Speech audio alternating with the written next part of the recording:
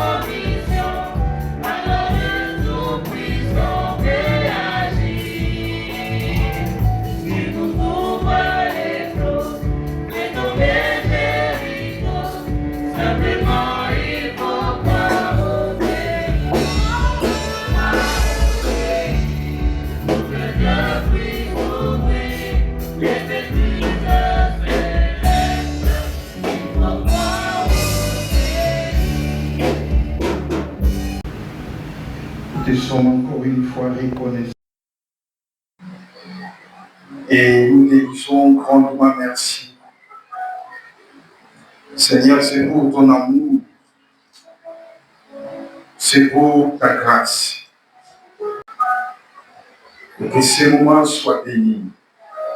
Nous voulons condamner tout esprit qui ne glorifie pas ton nom pendant que tu parles, Seigneur, à nos cœurs. Sois élevé, Jésus. Sois glorifié.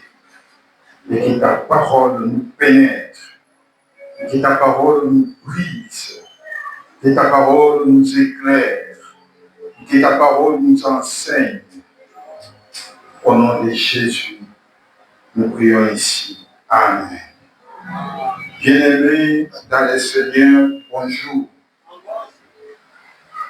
Alors c'est toujours une joie et en même temps un privilège d'être là devant notre Seigneur et d'être là pour écouter le Seigneur nous parler. Lorsque nous chantons quand la Bible ici-bas, est-ce que nous pénétrons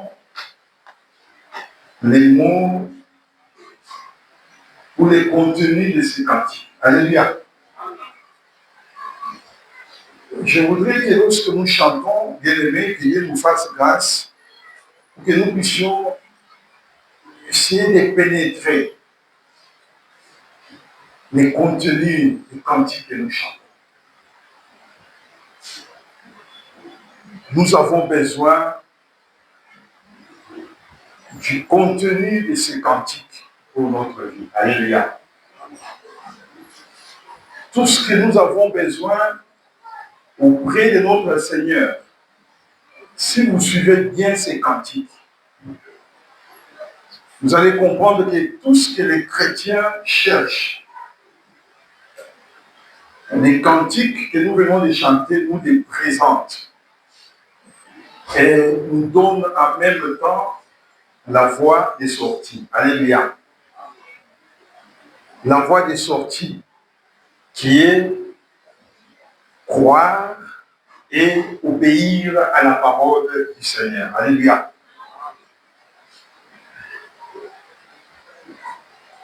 J'aimerais qu'on nous mette rapidement les premiers couplets de ces cantiques-là avant qu'on passe à autre chose.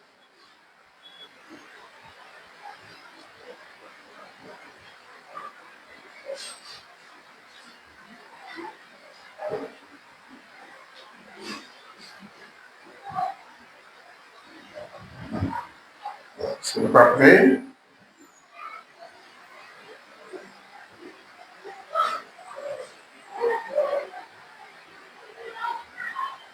Quand la Bible ici illumine nos pas. Quand je vais ce qu'il veut. Alléluia. En son nom, je le veux. Simplement, il faut croire. Allons-y au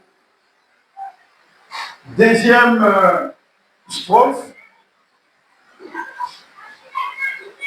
Tu as besoin de la liberté, tu as besoin du bonheur, tu as besoin de la santé.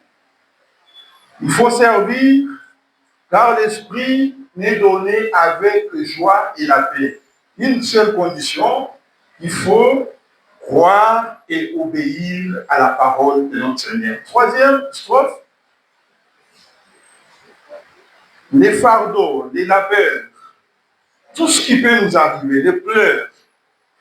Parce que pour les enfants de Dieu, Dieu les met toujours sur notre chemin avec un objectif. Et cela va constituer quoi? Des trésors éternels. À une seule condition, il faut croire et obéir à la parole. L'autre strophe, nous pouvons dépasser nos incapacités. Là où nous sommes incapables, là où nous n'arrivons pas, là où nous sommes limités, Dieu fait quoi? Il nous ouvre des nouveaux horizons. Et il met devant nous une vaste moisson. Une seule condition, il faut croire et obéir à la parole. Et le tout dernier, à ses ordres soumis, sans compromission, sans débat, sans discussion. Il nous ouvre des flottes. Il fait tomber Jéricho. Simplement, il faut croire et obéir. Alors, quand vous regardez tout le temps que le peuple d'Israël a fait dans le désert, ce qui a manqué au peuple d'Israël, c'est cette petite phrase qui revient en bas de chaque couplet. Croire et obéir à la parole. Alors, nous voulons, bien aimés dans le Seigneur ce matin, rester dans la restauration, rester dans la construction, rester dans tout ce que le Seigneur veut que nous puissions faire pour restaurer, pour rebâtir, pour refaire notre église, notre temple, nos pâturages, nos poules, nos familles et tout ce que nous voulons. Alors ce matin, je voudrais lire avec vous un passage. Nous sommes habitués à ces passages de Josué chapitre 1er, le verset 1 jusqu'au 8.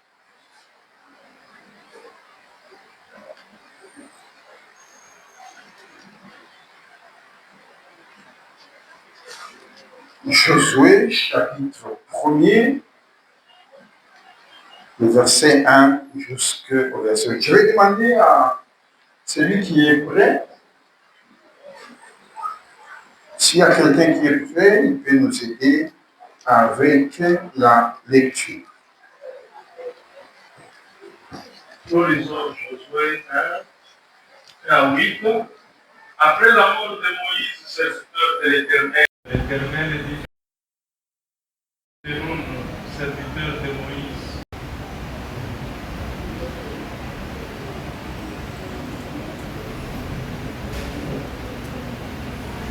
Moïse, mon serviteur, est mort. Maintenant, lève-toi, passe ce Jourdain, toi et tous ces peuples, pour entrer dans le pays que je donne aux enfants d'Israël. Tout lieu que foulera la plante de votre pied, je vous les donne, comme je l'ai dit à Moïse. Vous aurez pour territoire depuis le désert et les Liban jusqu'au grand fleuve, le fleuve de l'Euphrate, tout le pays des Ésiens et jusqu'à la grande mer vers le soleil couchant.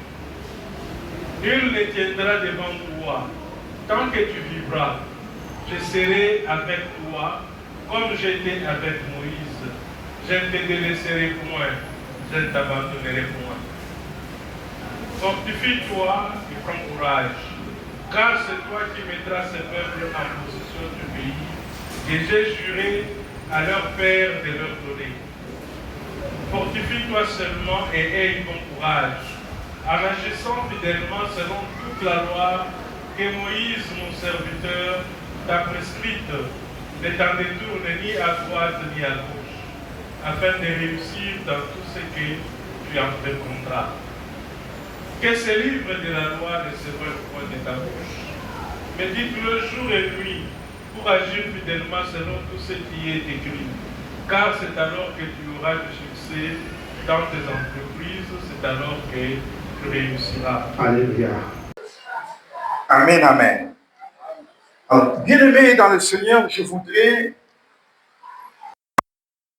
essayer de circonscrire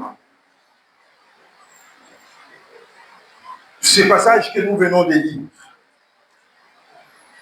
C'est Dieu qui s'adresse à Josué. Alors, c'est dans quelles circonstances Dieu décide de faire partir Israël de la servitude en Égypte? Dieu va utiliser Moïse. Avec à ses côtés Josué, Caleb et consorts. Et Moïse se trouve sur la route avec le peuple d'Israël.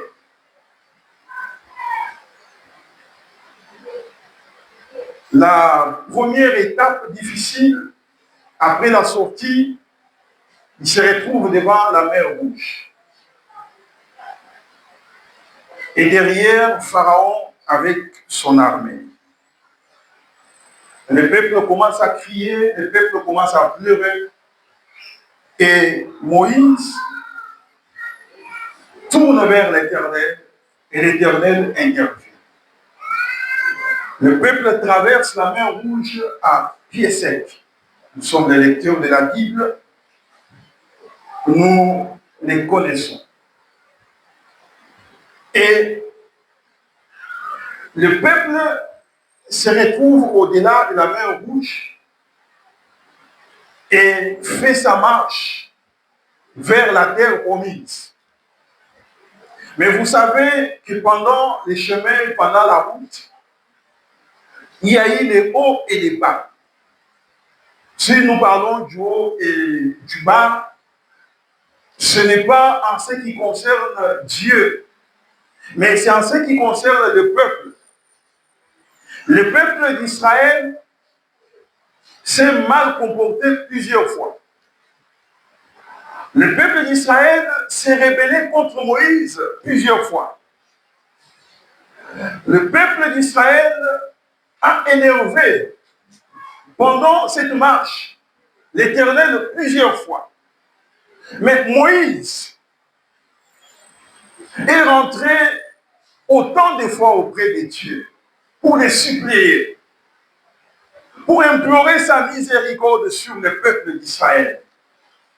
Et Dieu, dans sa miséricorde, est revenu autant de fois, bien-aimé dans le Seigneur, sur des farouches décisions qu'il a eu à prendre au détriment de ce peuple, contre ce peuple.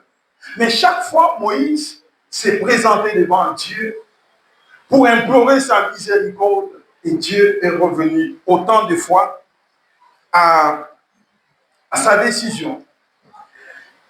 Et quand nous lisons dans la Bible, nous allons voir que Moïse lui-même, face au comportement de ce peuple, lui aussi, il s'est fâché maintes fois. Il est arrivé même qu'il jette des tablettes qui contenaient les lois de l'Éternel à cause de la colère. Moïse est revenu, il a trouvé le peuple qui avait dressé des idoles, des dieux qu'ils avaient placés en train de chanter, en train de danser, en train d'adorer. Et plusieurs fois, Moïse a été déçu du comportement de ce peuple. Et bien aimé dans le Seigneur, plusieurs fois, Moïse a été indigné par le comportement du peuple d'Israël. Et la marche, tellement qu'elle était longue, la route était très longue, Moïse ne faisait qu'avancer en âge et la terre promise était encore éloignée. Et quand vous lisez en Deutéronome, au chapitre 31, vous allez voir que Moïse est arrivé à la fin de sa vie. Et Moïse va faire ce qu'on appelle la remise et reprise, avec Josué qui va succéder à Moïse, à la tête du peuple. Parce que Moïse était devenu très vieux, fatigué. Et non seulement ça, Dieu avait dit à Moïse, en lui montrant tout ce qui s'est trouvé dans cette terre promise, en lui montrant toutes ces bonnes choses qui attendaient le peuple d'Israël.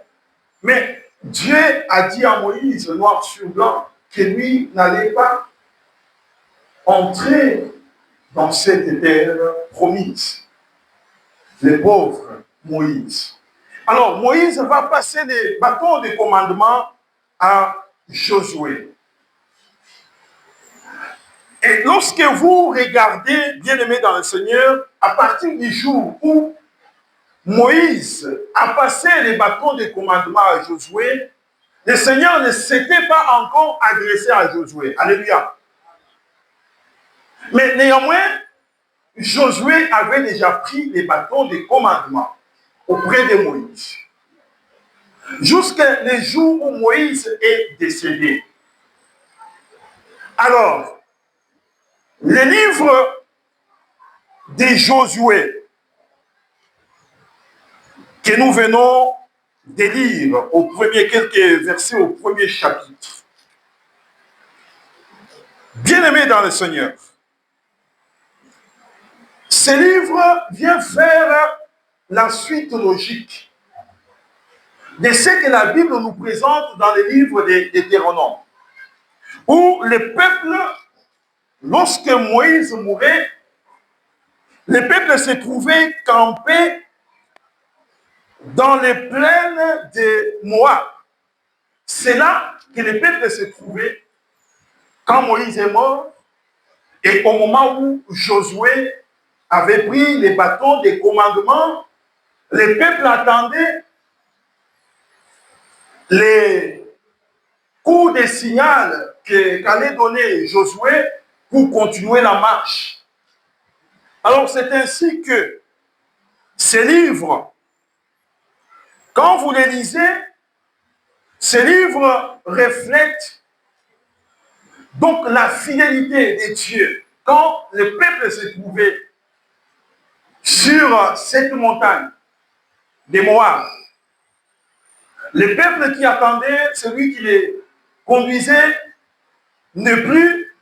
Maintenant, c'est un autre, c'est Josué. Comment on va faire? Comment on va procéder? Qu'est-ce qu'il va nous dire? Le peuple était là, campé. Alors, ce que le livre de Josué nous présente, ce n'est que la fidélité de Dieu. La fidélité de Dieu qui est basée sur les promesses qu'il avait tenues à Abraham, Isaac, Jacob. Cette promesse qu'il avait donnée en disant qu'il allait emmener ce peuple jusque dans la terre promise. Et malgré les comportements de ce peuple, malgré les hauts et les bas, Dieu est resté fidèle sur ses promesses. C'est ainsi que Dieu va maintenant s'approcher de Josué. Alléluia. Dieu s'approche maintenant de Josué. Dieu va adresser, on dirait, ses premières paroles à Josué lorsqu'il a pris les bâtons des commandements pour conduire le peuple d'Israël. Alors, si nous avons bien suivi la lecture, alléluia, Dieu procède de la même manière que les cantiques que nous avons suivis. Alléluia. Vous allez voir que dans ces cantiques, on nous présente des choses dont nous avons besoin en tant qu'enfants de Dieu, en tant que chrétiens, en tant qu'humains. On nous présente des choses dont nous avons besoin.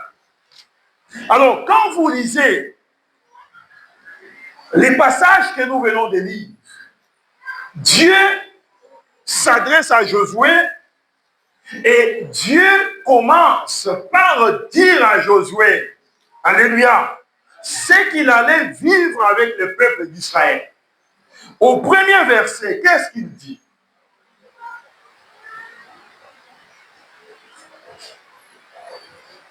Vous pouvez nous mettre les passages?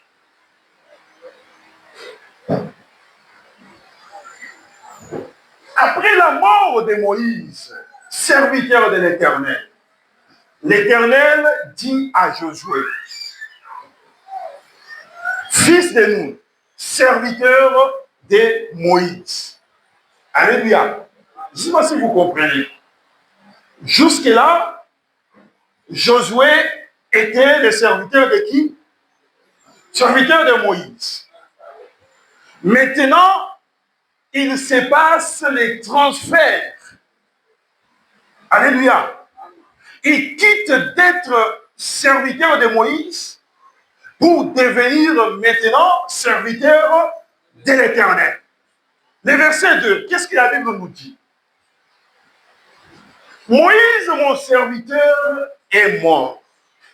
Maintenant, lève-toi, passe ces Jourdain, toi et tout ce peuple, pour entrer dans le pays que j'ai donné aux enfants d'Israël. Alléluia. Dieu dit à Josué que maintenant, lève-toi, prends le peuple avec toi, traversez ces Jourdains et entrez dans le pays que j'ai donné ou que je donne à mon peuple. Le verset 3. Tout lieu que foulera la plante de votre pied, je vous le donne. Comme je l'ai dit à Moïse. Ça peut déjà réjouir. Ça peut déjà donner la joie. Ça peut déjà plonger les cœurs à pousser des cris d'allégresse. Parce que c'est Dieu qui parle. C'est Dieu qui dit. Et c'est Dieu qui a dit. Alléluia. Le verset 4. Vous aurez pour territoire, depuis les déserts et les Liban jusqu'au grand fleuve, les fleuves de l'Euphrate, tous les pays des Étiens et jusqu'à la grande mer vers le soleil couchant. Le Seigneur continue à parler à Josué en lui faisant voir ce qu'il allait bénéficier, lui et le peuple. Le verset 5. Nul ne tiendra devant toi quand tu vivras. Je serai avec toi comme j'ai été avec Moïse. Je ne te délaisserai point, je ne t'abandonnerai point. Le verset suivant. Fortifie-toi et prends courage, car c'est toi qui mettras ce peuple en possession du pays que j'ai juré à leur père de leur donner. Le suivant. Fortifie-toi seulement et aie bon courage en agissant fidèlement. Ah, ça commence.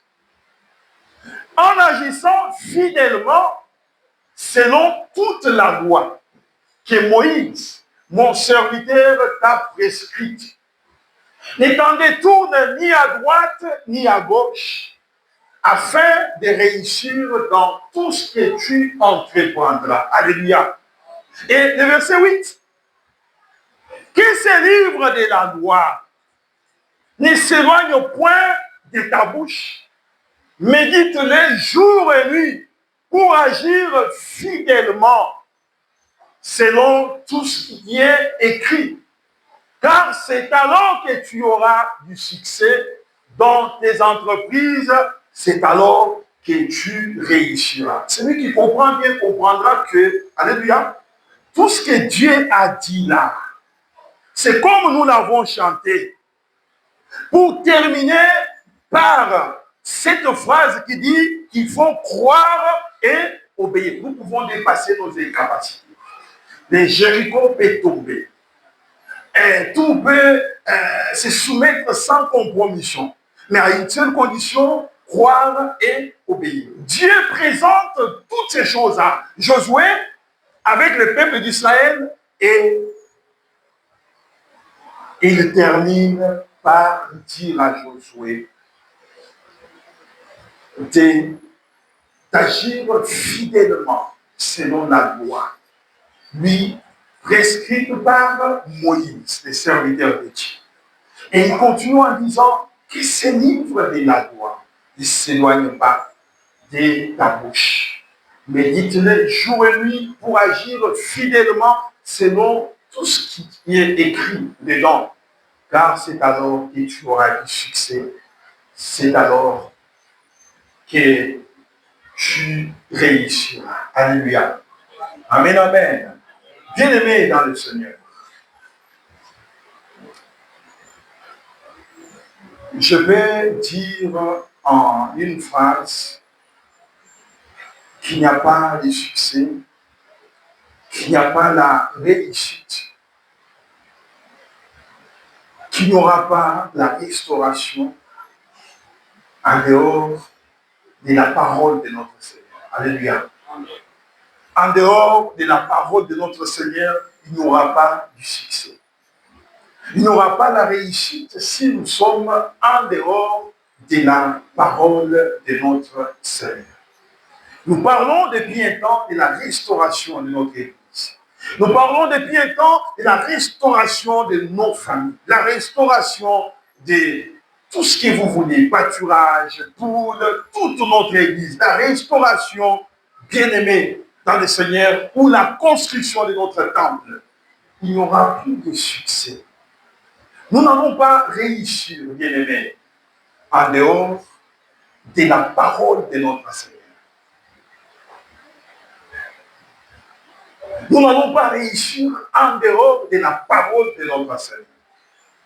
Pour dire en d'autres termes, que même Josué pouvait aussi s'arrêter en cours de route. Au départ, Dieu avait dit quoi à Moïse? Bien-aimé dans le Seigneur, c'est quand? Lorsque vous lisez bien la Bible, c'est quand Dieu a dit à Moïse que tu ne mettras pas tes pieds dans cette terre. Au départ, Dieu avait dit ça. Est-ce que Dieu avait dit ça au départ quand il appelait Moïse? Non, il n'a pas dit ça. Moïse était censé être la personne qui allait conduire ce peuple jusque dans la terre promise. Mais c'est pendant les chemins, c'est pendant la route que le langage de Dieu a changé à un moment donné. Dieu va changer la décision pour dire par la suite à Moïse que toi là, tu ne mettras pas tes pieds dans cette terre promise. Et c'est Josué.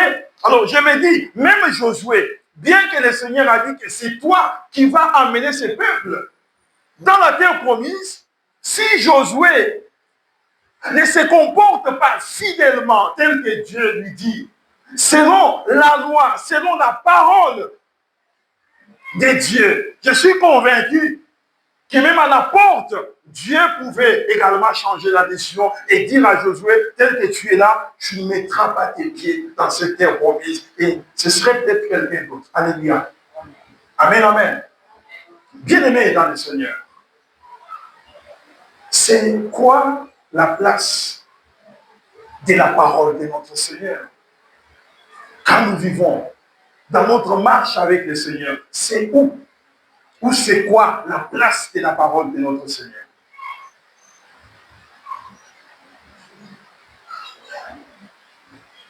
C'est où? Ou c'est quoi la place de la Bible dans notre vie?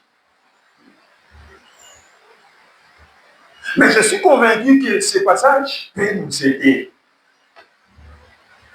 Ce texte peut nous aider à comprendre que réussir, bien-aimé, avoir les succès, c'est demeurer dans la parole de notre Seigneur.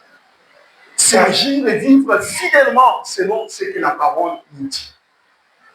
Alors si nous pouvons nous mettre ce matin à commencer à énumérer ce que la parole nous dit,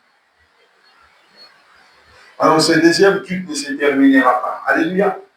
Nous allons rester ici, je ne sais pas combien de mois, en train de dire tout ce que le Seigneur nous dit, tout ce que Dieu veut que nous puissions croire et obéir.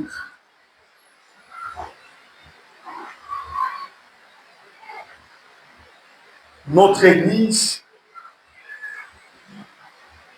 nous met dans cette dynamique. Pensez-vous que, bon, peut-être lorsqu'on donne des programmes de la semaine, et c'est que c'est devenu une habitude. On sait que c'est celui qui va donner les annonces, les programmes de la semaine, il dira ça. On est déjà habitué à entendre ça. Quand il va passer, il va dire méditation en famille, d'une manière individuelle de la parole, à l'aide du lecteur de la Bible.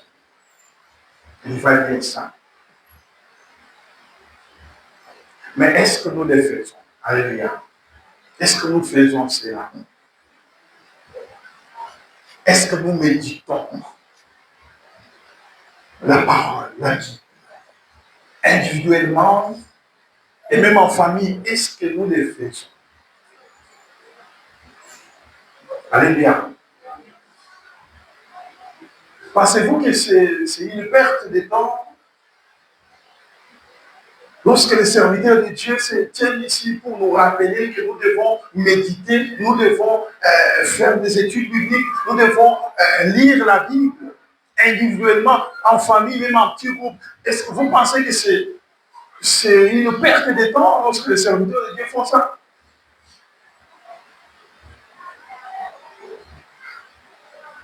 Les succès, la réussite, bien-aimés, se trouvent cachés dans la loi de l'Éternel. lorsque nous la méditons. Dieu dit à Josué que ce livre de la loi ne s'éloigne point de ta bouche. Est-ce que tu as même ce livre-là? Alléluia. Qui a son livre de la loi? Qui a sa Bible? Est-ce que nous pouvons soulever nos Bibles? Soulève ta Bible. Amen. Soulève ta Bible. Gloire au Seigneur. Ah! Vous avez vu que c'est impossible de soulever les téléphones. Hein? Alléluia. Vous avez vu que c'est impossible de soulever les téléphones. Donc nous devons avoir ces livres de la loi. Alors lorsque Dieu dit à Josué que ces livres ne s'éloignent pas, mais comment ces livres peuvent rester collés à nous lorsque nous ne l'avons même pas? Lorsque nous ne l'avons même pas. Donc ce qui veut dire que la première des choses à faire, c'est procurer d'abord de ces livres, c'est avoir d'abord ces livres. Donc Josué devrait commencer par être en possession de ces livres, l'avoir physiquement entre ses mains ou à ses côtés.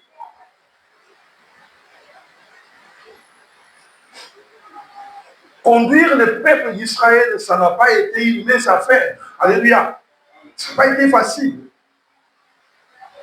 Alors voilà pourquoi, pour restaurer, bien-aimés dans le Seigneur, pour restaurer, pour corriger les erreurs du temps de Moïse. Bon, Dieu n'a pas dit ça à Moïse. Hein. Dieu a donné la loi, les commandements, mais je n'ai pas vu là où il a dit à Moïse que sois vraiment fidèle, que ce livre ne s'éloigne pas de ta bouche, médite-les jour et nuit. Ça, je n'ai pas vu Dieu dire ça à Moïse. Alléluia. Est-ce que vous êtes d'accord avec moi? Maintenant, pour restaurer, pour corriger les erreurs, pour faire autrement, pour réussir en d'autres termes, pour avoir les succès, Dieu dit que ce livre ne s'éloigne pas de ta bouche. Alléluia. Pour faire autrement notre Église. Pour faire autrement notre pâturage. Pour faire autrement notre chorale, notre famille, notre jeunesse. Pour faire autrement notre école de dimanche. Parce que l'œuvre de Dieu, chaque jour qui passe, nous faisons quoi? Nous passons de l'amélioration à l'amélioration.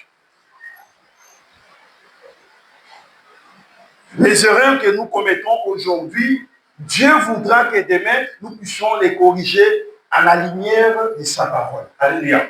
Alors Dieu dit à Josué, sachant ce qui s'était passé avec Moïse, sachant tout ce qui s'est produit depuis les jours où Moïse est parti d'Égypte jusqu'à là où il s'est trouvé ces jours-là, Dieu a vu ce qui s'est passé. Dieu a vu comment le peuple s'est comporté.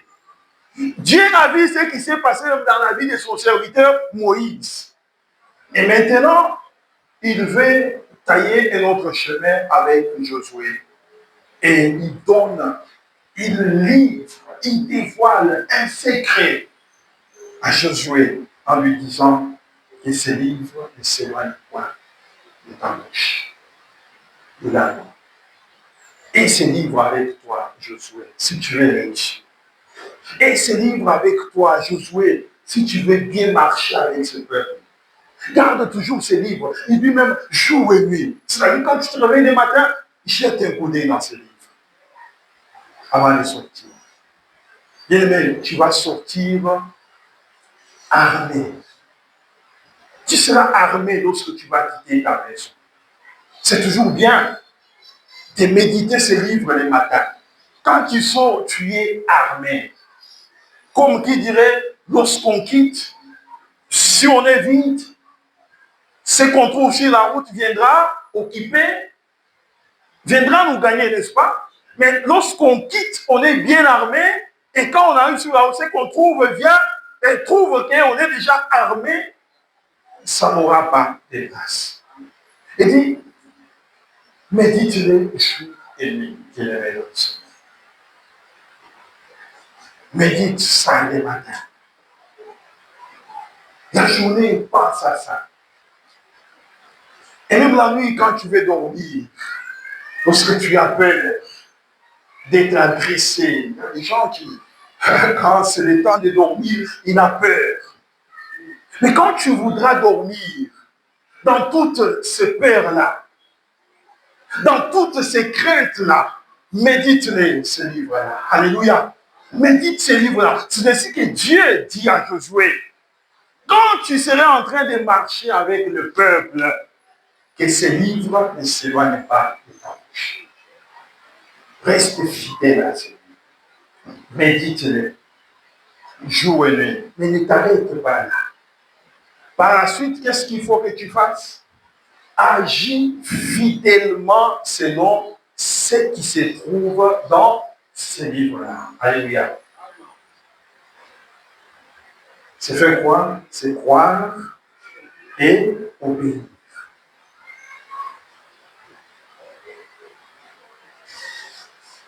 Bien-aimés,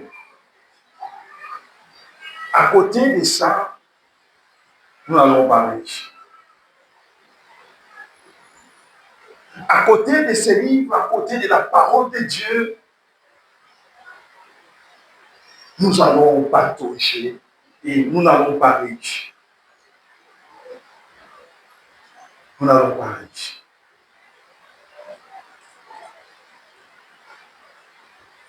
Nous avons besoin de construire. Nous avons besoin d'acheter une parcelle. Nous avons besoin de restaurer nos vies, restaurer nos familles, restaurer notre église. Les secrets se trouvent dans la parole de notre Seigneur. Les secrets se trouvent là. Les succès se trouvent là. La réussite se trouve là. Ne pense pas que tu vas réussir avec les pensées des philosophes. Alléluia. Ce n'est pas mauvais de lire les pensées des philosophes, les pensées des auteurs, ceux qui ont écrit, ceux qui ont... Mais cela peut-être peut venir en complément. Ce n'est pas aussi mauvais de lire, de mettre en pratique les pensées de ceux qui ont écrit. Elle a dit ceci, nous les entendons. Parfois, les gens qui font des discours qui se réfèrent aux auteurs, qui se réfèrent aux philosophes, qui se réfèrent à tel ou tel autre. Oui, c'est bien bon, bien-aimé dans le Seigneur. Mais ne pense pas que tu vas réussir avec les pensées de toutes ces personnalités-là. La réussite et le succès se trouvent dans la boîte de l'Éternel. Réussir une journée, c'est partir avec la parole de Dieu. Gagner un combat, bien-aimé dans le Seigneur, c'est être armé de la parole de Dieu. Sinon, Jésus serait tombé devant les diables. Sinon, Jésus serait tombé devant les diables, s'il n'avait pas la parole. Parce que le diable s'est présenté. Bien-aimé, sans parole, tu vas céder même aux bêtises. On va dire des choses où, quand tu regardes, moi je parlais avec quelqu'un, quand on me dit ce qu'il a fait, ce qu'on lui a dit, et ce qu'il a même accepté, je me dis, ça, moi je suis convaincu, même les enfants qui n'ont pas encore atteint 20 ans, qui ne peuvent pas croire et accepter ça. Parce que, pourquoi? Parce que je sais que c'est des choses qu'on parle autour de la Bible. Autour de la table, dans la Bible. Je l'ai dit même, ça, même chez nous, dans notre église, un enfant de 10 ans ne peut pas accepter ça. Alléluia. Pourquoi? C'est la crise de la parole. C'est ce vide-là de la parole, bien aimé, qui fait que les gens aujourd'hui, quand on vous dit c'est vous avez dit, mais cette personne à son âge, comment il peut accepter et faire ça? Mais oui, on peut accepter et faire ça lorsqu'on est vide. Alléluia. Lorsqu'on est vide, on accepte qu'on fait ça. On accepte qu'on fait ça.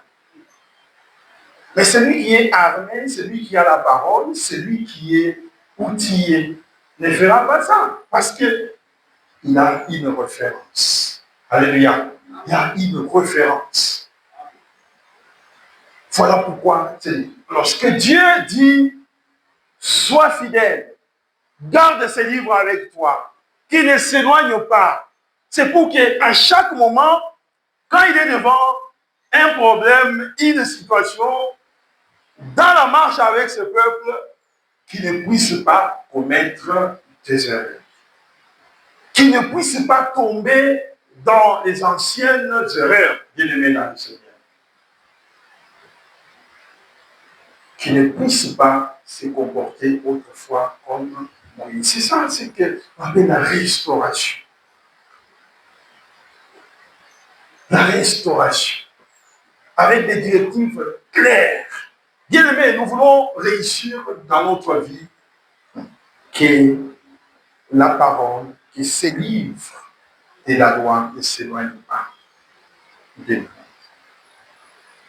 Nous voulons bâtir une famille exemplaire, une famille modèle, une famille qui donne la joie, qui fait la joie de Dieu, qui se livre de la loi ne s'éloigne pas de notre famille.